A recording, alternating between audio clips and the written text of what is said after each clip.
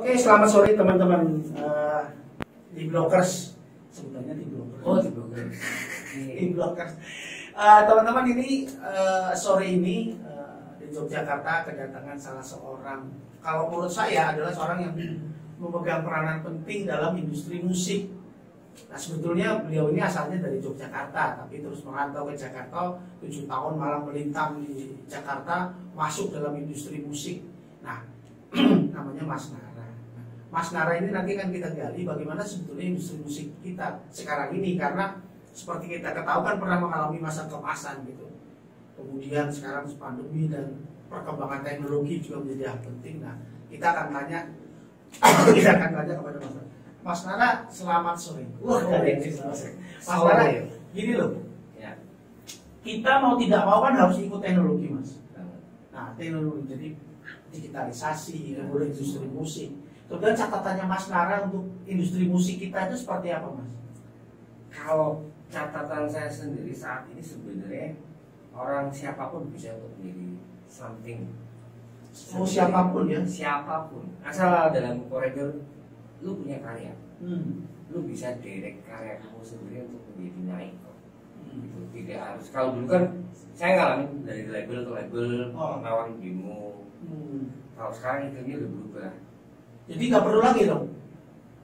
Boleh seperti itu, tapi kebanyakan. Nah, sekarang itu ya kita ini jujur-jujuran aja ya, belak-belak aja ya. Kalau dulu di era 90 mulai dari 2000 eranya musik-musik yang Aquarius itu ya, itu mereka kan memang secara distribusi dan publishingnya mereka ada menguasai jaringan. Ya, jaringannya menguasai, termasuk broadcastnya dan macam-macam, karena mereka juga ada kepentingan di penjualan produknya semacam kaset atau CD. Kalau sekarang kan nggak mungkin. Sekarang gini, gue tanya, toko kaset, toko CD ada nggak? Agak susah nyarinya. Nah, dulu di Jogja ada, Mas, namanya Popeye, itu musik ya. Tapi sekarang udah ada kan dulu kalau di Jogja Popeye, Kotamas, itu era aku SMP SMA. Sekarang udah nggak ada. Dan sekarang memang untuk mengkoleksi lagu itu lebih ke digital platform. Oh, digital platform. Ya. Saya pernah menggemborkan ini di 2013, tapi waktu itu nggak pada digagas, malah bahkan dikontrol, dibilang gue yang sok ini. Cuman saya oke deh. Sekarang terbukti. Lu nggak harus jadi populis dulu, tapi ketika karya lu bisa streaming di luar negeri dengan baik dan bagus, dan itu worldwide-nya jalan, ya lu akan jadi something. Contoh saya aja, saya akuin saya bukan orang yang populis, tapi bisa dicek di Spotify saya, Naraku pelanggan saya belum kelasnya bukan seperti Noah ya, belum seperti yang masih 1 juta pendengar streaming atau apa. Saya kelasnya indie. Di Spotify bisa dicek per bulan itu pelanggan saya 11.000 dari terakhir. 11.000 ya. 11.000 di Spotify. Ya. Ini nih kalau main. Oh ya, Narakoe. Pelanggan bulanan 11.000. Itu jadi gini, ketika saya rilis 11.000 orang lah itu yang mendengarkan dan langsung pembeli. Oh gitu ya. Kita nggak usah muluk-muluk dulu untuk menguasai Indonesia dan ini gitu. Pada kenyataan di grafik ini pun pendengar banyak yang dari Amerika, dari Jerman, bahkan dari Malaysia, Indonesia yang sebagai. Nah, kalau gitu nasib industri musik kita tuh masih yang label-label itu, kemudian band-band.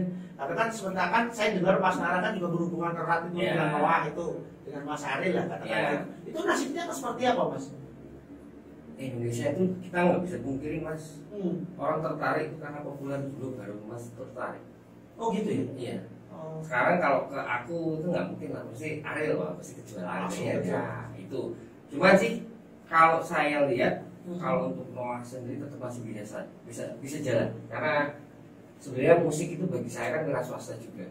Kita harus berpikir bagaimana kita bikin kos produksi, dan yang terlibat di situ kan nggak hanya banyak orang, nggak hanya sedikit, tapi banyak orang. Ada musik director, ada operator, ada soundman, ada yang memang di situ player ya. Kalau saya kan udah bukan band, saya kan mainnya memang sebagai musik director, saya mainnya global, saya berpikirnya global. Ini kebutuhannya apa, untuk apa, berarti costnya segini, saya harus tentuin playernya, saya harus gimana, ini penyanyinya kayak apa, dan ini mau gunain studio kayak apa, ya berpikirnya ke situ. Jadi kadang sih miris, jujur, apalagi di lokal ya. Saya rasain dari cerita teman-teman yang kadang tidak sepantasnya. Padahal seni itu buat saya kan itu sih menjagani seni budaya itu kan cipta rasa karya menjadi sebuah peradaban. Iya betul. Di saat pandemi itu susah semuanya, jujur. Tapi ketika kita bisa bikin sesuatu yang beriklim sejuk, ya cuma musik kan. Oh iya. Mas, pertanyaan saya adalah begini Mas. Kalau seni musik kita itu industri musik ya, industri musik kita kan mau tidak mau beralih nih Mas. Yang dulu punya perusahaan kaset, punya perusahaan CD, punya perusahaan ini kan beralih dalam teknologi. Sekarang kan siapa saja bisa menyanyi lewat apa platform ada TikTok, ada segala macam. Nah sekarang kalau menurut Mas itu Mas Nara tuh gini, apakah industri musik kita juga ini dalam proses yang baik? Maksud saya begini, apakah dia akan turun pada titik terendah, atau dia megap-megap, atau dia harus beradaptasi dengan termasuk pencipta lagunya Mas? Oke, kalau secara saya bicaranya global aja, sebenarnya ini peluang gede kalau kita bisa benar-benar cerdas mengupgrade diri kita. Oh, itu malah jadi peluang? Iya. Oh. Cuman kan kadang ada namanya seniman itu kan sok idealis gitu. Gue merasa paling, jadi kayak gitu belajar. Gue mau pengen sini. Padahal nih teknologi ini berpengaruh. Sekarang ya kayak contoh lah, orang mau memiliki radio aja Mas, itu mau muterin kita, lagu kita itu berdasarkan dari playlist platform loh. Oh, kalau dulu kan dikirimin tuh sama kalau sekarang tuh bisa, gue minta tolong diputerin, tapi tetap akan keluar tuh budget. Oh, advertising. Kalau perlu kapasitas secara permodalannya ada, ya monggo. Cuman kalau kayak saya pas-pasan lah, itu pas ada ya syukur, nggak pas nggak ada ya udah. Cuman ketika saya tertolong karena review rating playlist saya di streaming lumayan. Jadi radio akhirnya ngebantu, ini asik nih, berarti lagu nih. Radio juga butuh. Radio pun kan beli, mereka tidak melanggar hak cipta. Menguntungkan kita, karena per streaming itu ada beberapa nilai rupiah persen itu juga akan masuk ke kita. Dan algoritma metadatanya itu lebih enak. Dan satu hal, kalau memang kita mau benar-benar sekarang mengupgrade, perbaiki metadata. Contoh deh, metadata itu semacam apa sih? Search engine optimization, SEO kalau kita mau bicaranya digital marketing. Ketika kita klik contoh Katon Bagas sekarang, itu akan nongol Google Panel-nya. Kayak aku ketik Naraku juga di Google Panel itu ada, karena pengaruh penilaiannya kan dari situ. Metadata akan nongol, dan itu sebagai apa ibaratnya, oh iya ini nggak fiktif nih, ini memang ini artis nih, artis musik, maksudnya artis bukan dalam artian selebritas ya, tapi pekerja seni. Karena itu kemarin saya bikin seperti itu, akhirnya juga ada di 2018 itu satu karya saya pun akhirnya kejawel sama UNESCO yang Borobudur itu. Oh, Borobudur ya. Itu karena UNESCO juga melihat dari sistem teknologi itu ya, metadata dari ya sekarang platform terbesar untuk mesin pencari kan tetap Google. Bahkan di USA standar media sosial itu penting Mas. Itu sebagai semacam CV.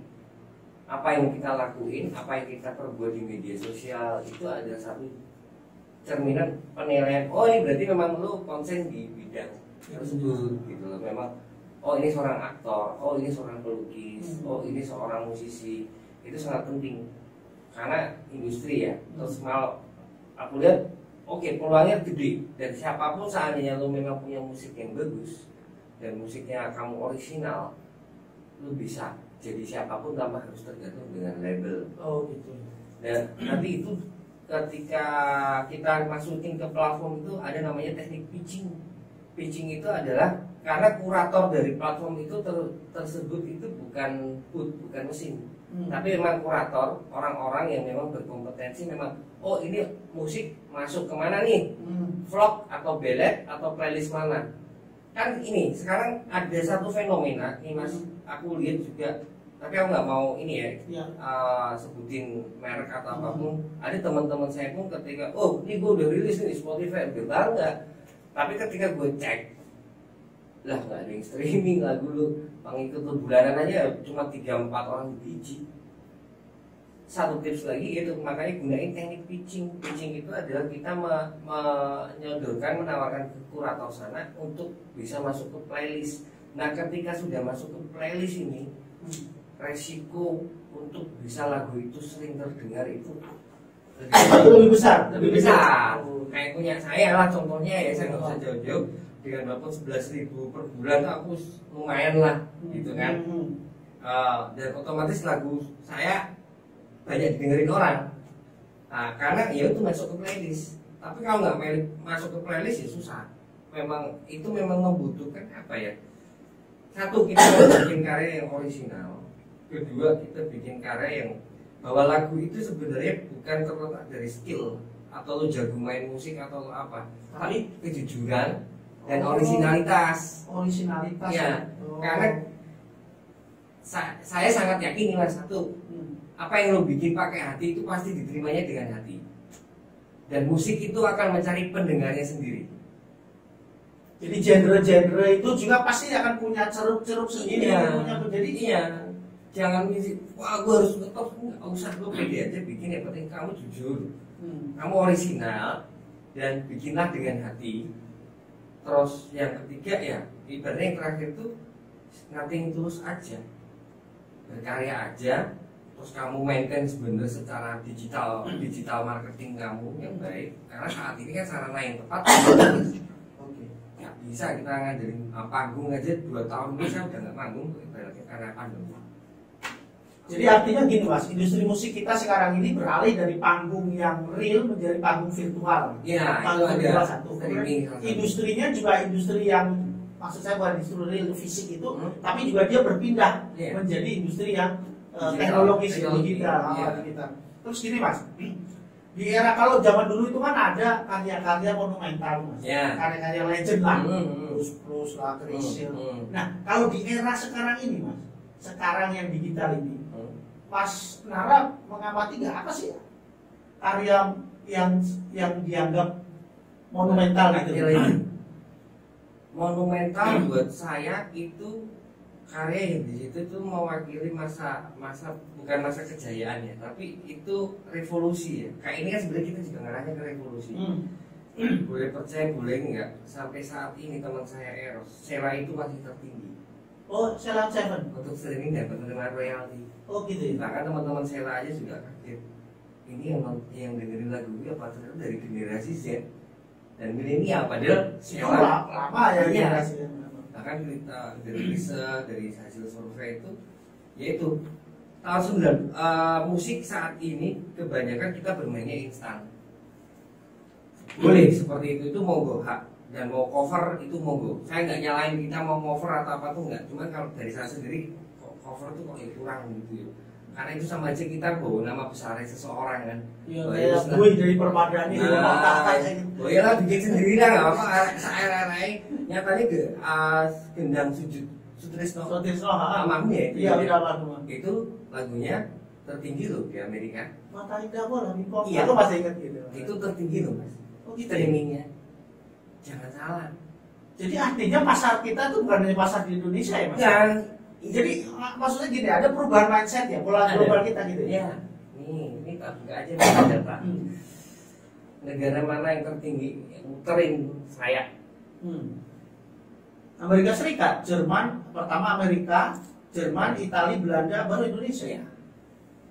Ini gue gak ngakal-ngakalin loh Mas. Enggak, maksudnya begini, apakah pendengar di Amerika Serikat itu, ini kan lagunya Mas kan bahasa Indonesia nih. Nah, itu orang Indonesia kah?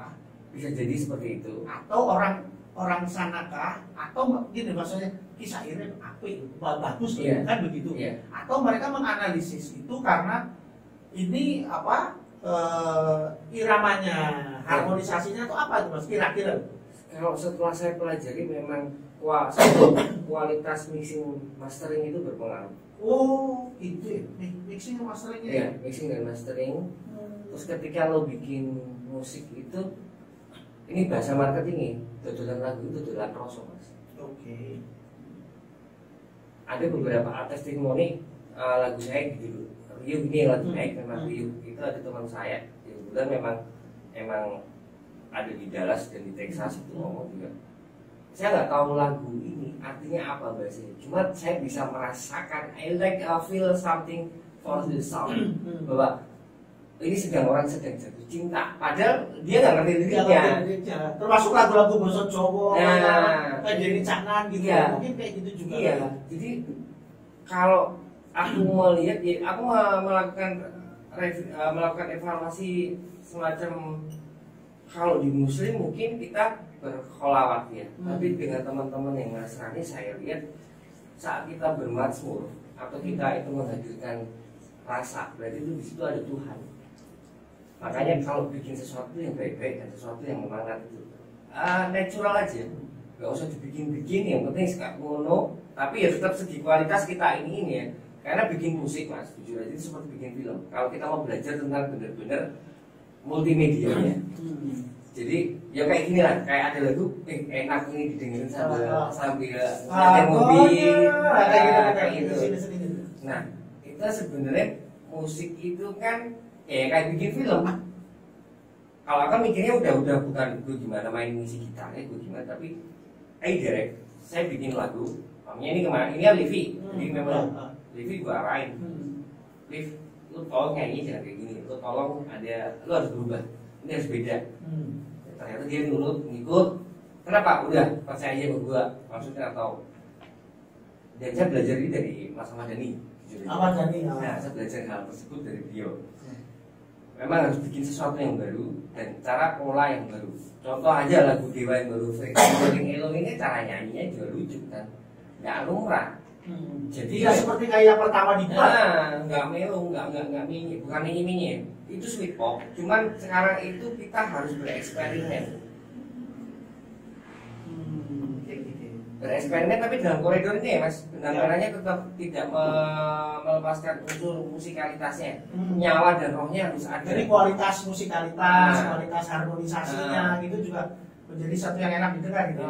Dan satu lagi, kalau kamu memang pengen benar-benar berkarya dan pengen berkarir di musik itu, ada satu hal yang memang akhirnya saya menyadari ini tuh sesuatu yang dikasih sama Tuhan. Dan musiknya ono rasanya nang wujud. Iya. Nah, itu kan berarti hubungannya sesuatu kayak energi gitu juga. Nah, ketika kamu bikin lagu tuh, oke lah layer boleh, casingnya boleh dengan asmara atau apa, tapi sampaikanlah pesan yang itu baik buat sesama teman, buat sesama kamu. Itu dalane ngaku juga lagu. Pesannya itu pesan yang baik gitu, pesan yang baik untuk sesama gitu. Nilai-nilai kebaikan. Nilai-nilai kebaikan. Itu tuh ini boleh percaya boleh enggak. Saya pun ini pengalaman Borobudur tuh waktu itu saya enggak pikir wah gue harus bikin tentang kemegahan Indonesia punya kemegahan itu enggak. Saya niatkan waktu itu cuman ini kayaknya Borobudur ini udah terlalu banyak ngasih kita sesuatu yang secara nilai ekonomi dan macam-macam. Tapi pernah enggak kita terpikir berterima kasih nih sama yang natah itu, saya ngusung-ngusungi paku jujur saya cuma niatkan waktu itu. Tahun berapa tuh mas ya? 2018 kemarin ya? Saya niatkan untuk matur suwun sama leluhur saya yang sudah gereti waktu sekali, nata-natai dan ngelim-ngelimi sampai itu terjadi dengan fisika utamanya, dan ini sampai menjadi suatu sentral kejayaan keajaiban. Itu toh saya nggak berekspektasi itu sampai UNESCO dan Taman Wisata Candi merespon.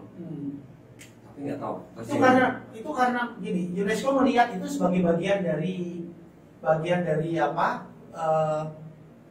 Bagian dari Borobudur, jadi lengkap gitu kan ada ya. Oh gitu ya. Karena di Borobudur itu kan dari UNESCO ya. Iya. Dia di Paskilan itu World Heritage Day. Di Paskilan itu. Dan aku memang melihatnya Borobudur kan hidup. Itu ada tari, ada cerita. Sebelum adanya kitab suci itu pun sebenarnya udah perjalanan sebuah Karmawi Bangga dan macam-macam itu loh, menungso kok ngene, bahkan alat musik Jawa dan macam-macam udah disimbolkan di situ bahwa Jawa itu ampuh sebenarnya.